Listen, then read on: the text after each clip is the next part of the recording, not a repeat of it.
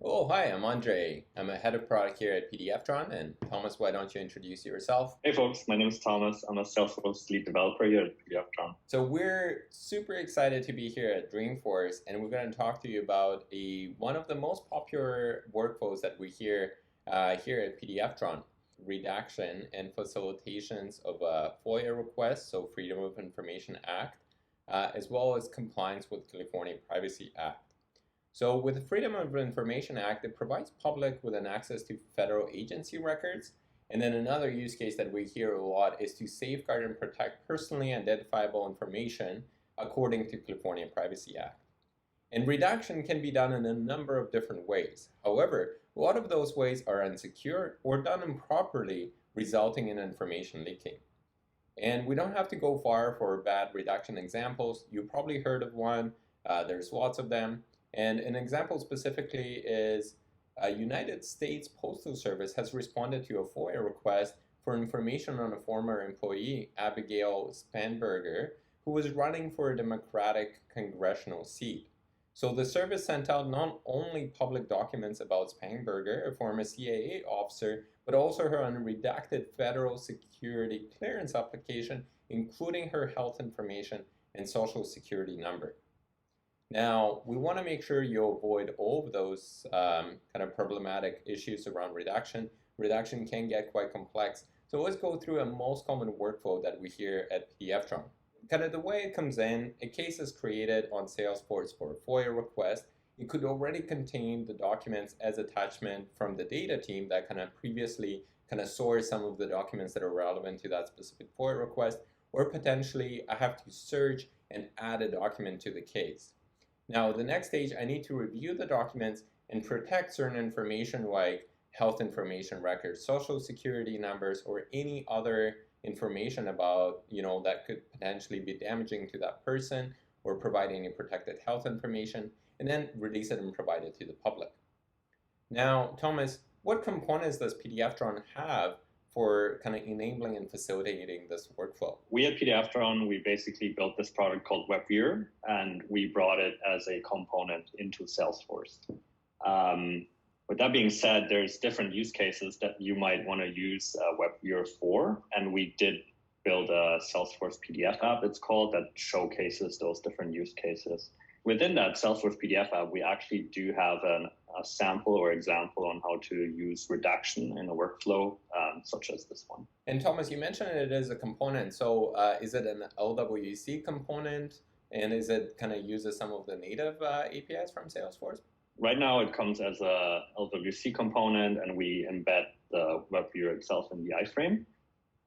With that being said, you can always also switch it up to, you can wrap it in an Aura component, for example. So there's a lot of flexibility, and we kind of aim to seamlessly integrate into your existing workflow with Salesforce. Is the fact that, data cannot leave the Salesforce, right? So can you confirm that, kind of the solution that PDFtron offers kind of encapsulate all of the data within the application? So what's common in the market right now is oftentimes there's a product or a service that kind of lives outside of Salesforce. So the issue with that is your data from within Salesforce needs to get sent outside of your org.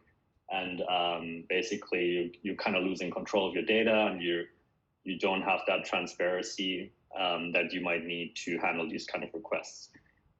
So WebViewer, PDFtron's WebViewer basically lives within your browser on the client side, and there's no requests that need to leave your org. So everything lives inside of your org, and your data requirements are met that way. Okay, excellent. And kind of one of the other things, so you kind of mentioned PDFtron's WebViewer, and you mentioned that we have an example available on GitHub that kind of provides users with full access to the source code so they can kind of take a look. But how is it different than some of the pre-built solutions today that are available through AppExchange? Yeah, so one of the big things that I like about WebViewer is the flexibility. So the way I see it, there's kind of two streams. We do have the UI available, so the user interface where any user can kind of interact with the document. They can select text that they want to redact, or they can draw their own redaction kind of squares onto the document itself. But then there's the other stream, which is kind of our API and programmatic stream, which allows a Salesforce developer to kind of automate these things. For example, for the redaction use case, we can search a document by text. So it's a true text search that kind of allows us to speed up the actual process of doing stuff. So within that text search, we can embed regular expressions. So we can easily find, for example, every SIN number within a document or a credit card number or other things. You can pass your own regular expressions basically, and that kind of makes it very easy to automate that workflow. Okay, awesome. So it sounds like the PDFtron component can be kind of taken and uploaded to my organizations, but I have the full control over the customization, kind of how it's kind of looks and feels, and I can specifically customize it and tailor it to my specific state or federal level requirements, and kind of as a Salesforce developer have access to it, which is kind of makes it very easy and flexible to work with. I also have a full kind of control over the data flow, so I can ensure that there's no data that is going to go outside of that component, and it's all going to remain kind of within Salesforce. The documents can also be open from the Salesforce kind of attachments directly, as well as some other data sources like Amazon S3 bucket or Azure, or whatever you're hosting your data or documents today. And kind of it also facilitates some of the automation, so really kind of helping speed up kind of the day-to-day redaction with kind of programmatically pre-searching and creating kind of placeholder annotations on top, kind of saying, hey, we think that the dates, the date of birth, the social security numbers, we can find them ahead of the time throughout the whole document and make it very easy to kind of run through the review and approval. So, hey, Andre, can you talk a little bit more about how the redaction itself actually works in WebViewer? Yeah, exactly. So actually, let's go back to the example that we talked about earlier about United States Postal Service that responded to a FOIA request, and then the data was revealed. So let's talk about kind of bad redaction first. Like how's bad redaction done? So probably the most easiest way to redact the document is to go ahead and convert it to an image, and then blank out some of the pixels on top of the document. Now, there's kind of a couple of drawbacks with that approach where the searchability of the document is lost. And although it is kind of harder to revert kind of the information underneath because the pixels were blanked out, and hopefully they were done in such a way that it actually overwrites those pixels instead of just adding a new layer on top that can be easily removed. So that's kind of one bad example. Another bad example, which is really kind of blows my mind, is sometimes people actually just use a black rectangle annotation on top of the document and they think that's enough, but they don't actually apply it or remove any elements underneath. So for someone, it's just very easy to remove the black highlight under, or possibly manipulating any kind of font styling information and so on. So the way we do it at PDFtron, PDFtron has been kind of developing their solution for over 20 years. And we came out right around the same time PDF specification was created.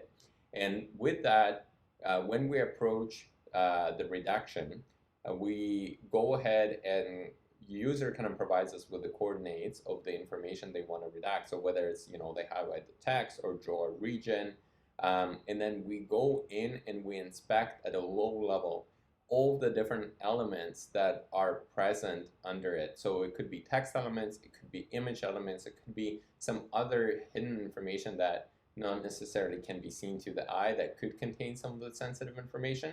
And we just remove everything completely under those coordinates without touching the rest of the document, so we can preserve the searchability on the document. And once kind of we apply that redaction, it can no longer be reversed. So it completely removes all the elements underneath. We can also go ahead and provide a overlay text on top to kind of provide a little bit users with a little bit of more context of what's been removed. And something we hear a lot is kind of the new, not just kind of blanking out and having a document with a whole bunch of black bars, or providing some context, and the term referred to it as pseudonymization.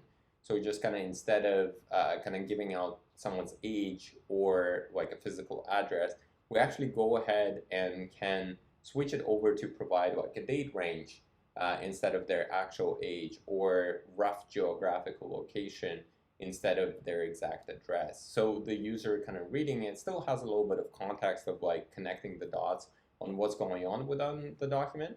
And because it is a customizable component, you can kind of have, full power over how you set up your workflow and process. We just want to make sure that you do it in a secure way.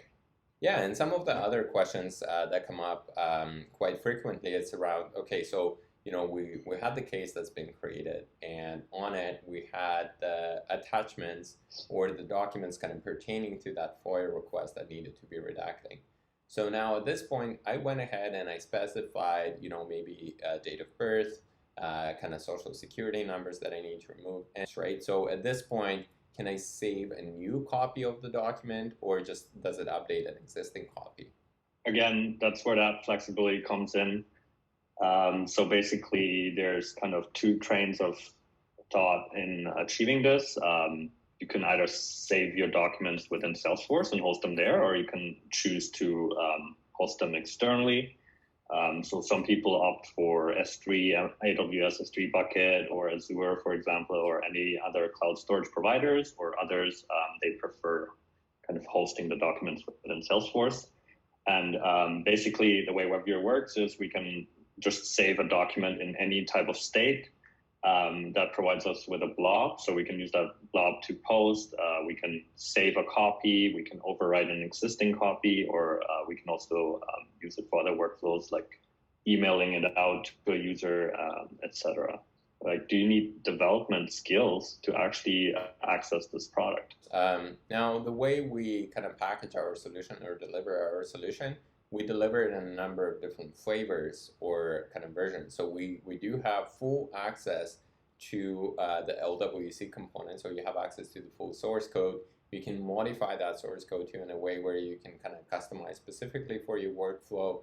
So out of the box, we work with a number of different state and federal level agencies in the United States of America. And with that in mind, we developed a solution that kind of works for everybody. However, one size doesn't fit all. That's why we kind of provide you access to go ahead and customize it, so you can work with the Salesforce administrators, consultants, Salesforce developers to kind of customize it. Or you can just kind of grab that sample and just plug it in directly into your organization.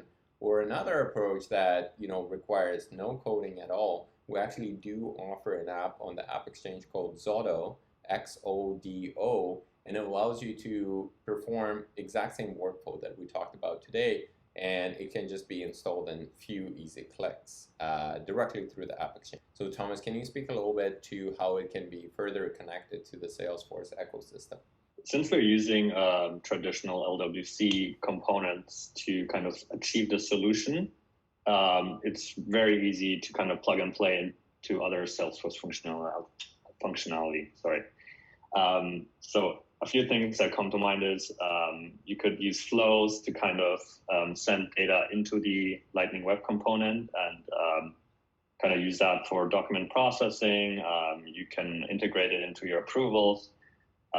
There's other things, for example, Chatter is another one. So we do have kind of a collaboration or notes panel within WebViewer where you can kind of comment on each other's redactions and kind of pass the document back and forth, so to speak. And one use case we had in the past is we did plug the actual notes panel and the collaboration kind of commenting panel into Chatter. So basically every time a user makes a comment onto a document, we can use that user's user information, send it into WebViewer, and then post it back to the Chatter feed. So on your individual case, every time something has changed, we can capture that and kind of use that to notify the user and say, hey, come back to this case, and kind of continue the workflow. I guess PDF is one of the most common formats that is going to be kind of like the output format that's handed over to the public and kind of, with the redactions already applied.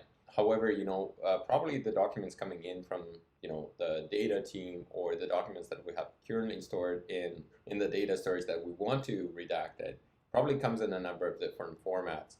What are some of the formats that PDFtron support other than PDF? We do support other file formats than PDF. So that includes all Office kind of formats, DocX, PPTX, XLSX, even the legacy version of those as well. And since the web viewer is kind of running on the client side in the browser, we don't need to do any conversion. It's all done natively. And another benefit that's really good about this is you don't need to actually acquire Office licenses to view these kind of Office formats as well. Formats also include images. So we do JPEG, we do TIFF without conversion as well. And there's others if needed, if you want to use WebViewer Server. So it sounds like I can go ahead and then intake a lot of different formats, including kind of PDFs, MS Office documents, images, TIFF, and then I can, open them directly in WebViewer without having to rely on any server-side infrastructure, without having to worry any MS Office licenses. And again, the fact that data does stay within the system, so it all kind of stays within that LWC component. And then at the end of it, I can get a properly redacted document as a PDF. Let's go ahead and do a quick demo. So let's go ahead and take a look at the redact use case. Selected a document that's attached to this account here, and it's already loaded in here, as you guys can see.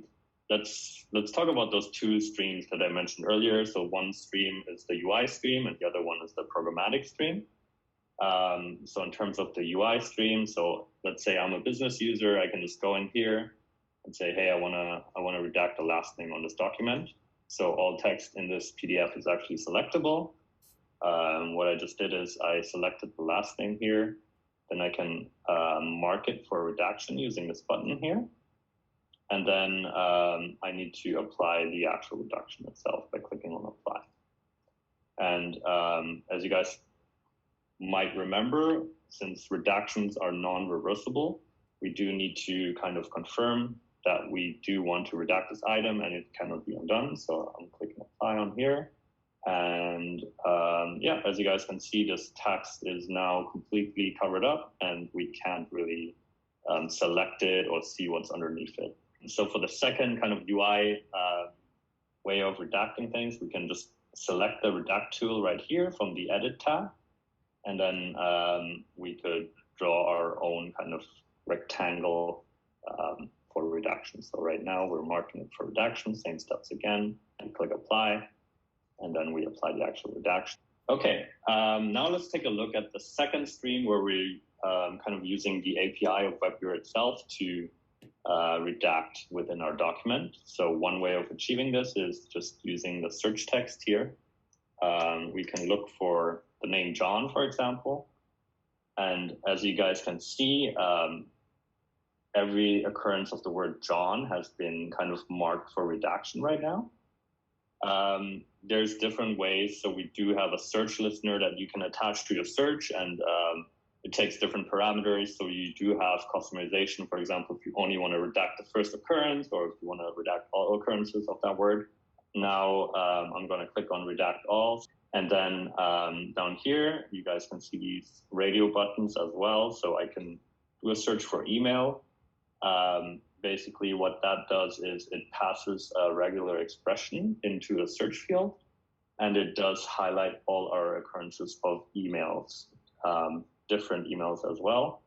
And then we can click on redact all again. Now all the emails have been redacted in the document as well.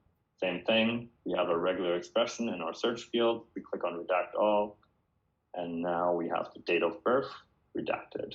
And the last one was the phone numbers. So right now we're kind of selecting phone numbers using our regular expression again. And by the way, you can change these expressions or pass multiple to make sure you do catch all occurrences.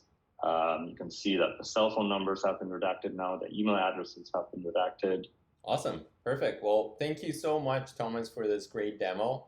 And thanks so much for kind of watching this Dreamforce presentation. Now, if you want to learn more information, you can actually head on over to pdftron.com/Salesforce to learn more about different use cases that we can solve together with Webyear.